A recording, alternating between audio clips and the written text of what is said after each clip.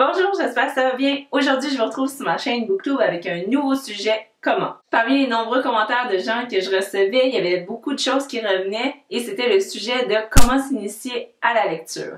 Parce que les gens aimaient bien le contenu de ma chaîne et les vidéos que je proposais, mais eux-mêmes ne se considéraient encore pas comme des lecteurs. Et moi, j'ai toujours dit que tout le monde est un lecteur. Certains n'ont simplement pas encore trouvé leur livre préféré. Et c'est vraiment la philosophie de cette chaîne-là, c'est-à-dire tout le monde a un livre qui les attend, qui va leur parler ou qui va changer leur vie. Donc moi, ma mission, c'était vraiment de vous suggérer plusieurs recommandations pour vous aider à apprécier la lecture. Mais c'est sûr qu'avant de l'apprécier et que ça devienne comme moi un mode de vie, je lis vraiment à tous les jours. C'est pourquoi aujourd'hui, j'ai 10 conseils à vous proposer pour vous initier à la lecture. Vous allez voir, certains d'entre eux ressemblent un peu aux conseils que j'avais donnés dans ma vidéo « Comment lire plus », puisque c'est sensiblement la même chose, c'est se motiver à avoir le goût de lire, mais ceux-là sont vraiment plus adaptés pour ceux qui commencent à lire et qui aimeraient vraiment rendre ça une habitude et qui ne lisent pratiquement pas.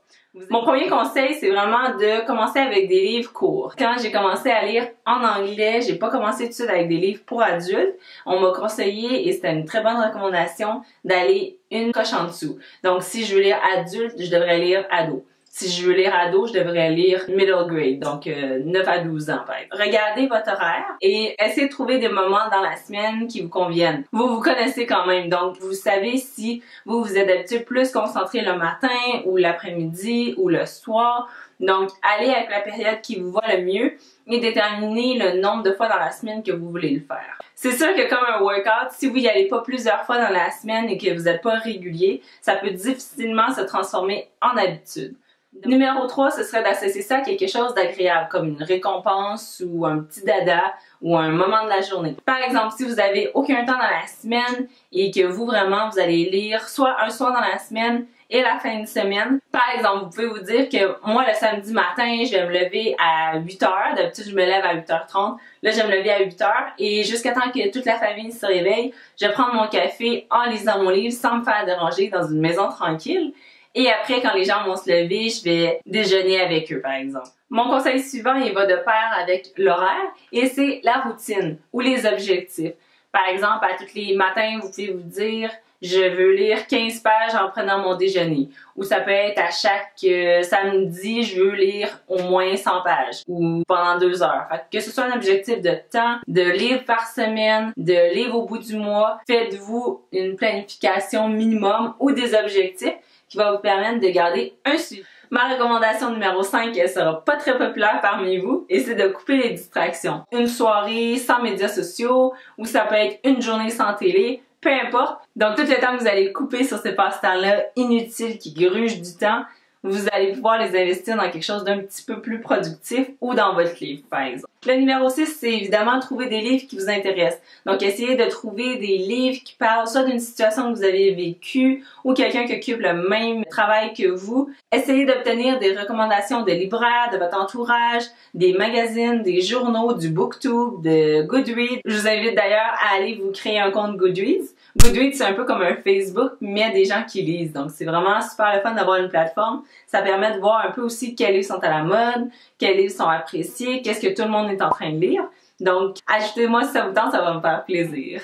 Conseil numéro 7, ce sont les livres audio. Super pratique. Des fois, j'ai mon livre devant moi physique et je lis quand même parce que ça me permet de garder un certain débit et en même temps, ça avance à un rythme régulier qu'on déroge pas. Aussi, ça peut vous permettre de faire d'autres choses en même temps. Par exemple, la vaisselle, le ménage, votre maquillage le matin. C'est une bonne manière super productive de lire parce que ça fait en sorte que vous vous sentez pas comme si lire, ça vous prenait de votre temps parce que vous faites à ce moment-là 2 choses à la fois.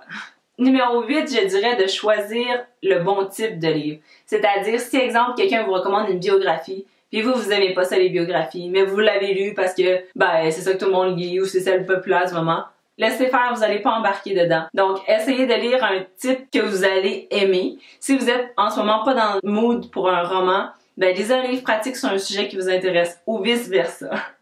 Conseil numéro 9, c'est d'avoir un espace ou un coin lecture aménagé spécifiquement pour votre activité. Par exemple, un salon ou une chaise confortable, dans votre bain, peu importe c'est où, trouvez-vous un espace qui va être soit juste pour vous ou aménagé en conséquence de votre activité. Par exemple, vous avez besoin d'une bonne lumière idéalement, ayez toujours une doudou à proximité. Soyez sûr que vous êtes confortable parce que pour le dos, c'est dur si vous lisez plusieurs heures de suite. Et rendez-le agréable. Mettez des livres, décorez-le, ajoutez-y une touche personnelle qui va faire en sorte que vous voulez y aller. Et finalement, conseil numéro 10, c'est de faire des listes. C'est toujours très motivant parce que moi, je me dis, j'ai pas de temps à perdre. Après lui, j'ai hâte de lire lui, ça m'emballe, puis là, je suis vraiment dans mon livre, puis j'ai hâte de lire les autres. Vous pouvez faire un compte Goodreads pour garder le suivi des lectures que vous aimeriez faire. Et voilà, c'était tout pour mes conseils pour commencer à vous initier à la lecture. Si ça a fonctionné pour vous, si vous avez d'autres conseils que j'ai pas pensé, laissez-les dans les commentaires pour aider tout le monde. Je vous souhaite bonne chance dans votre défi et si jamais vous avez besoin de plus de recommandations, abonnez-vous à ma chaîne. Bonne journée, à la prochaine!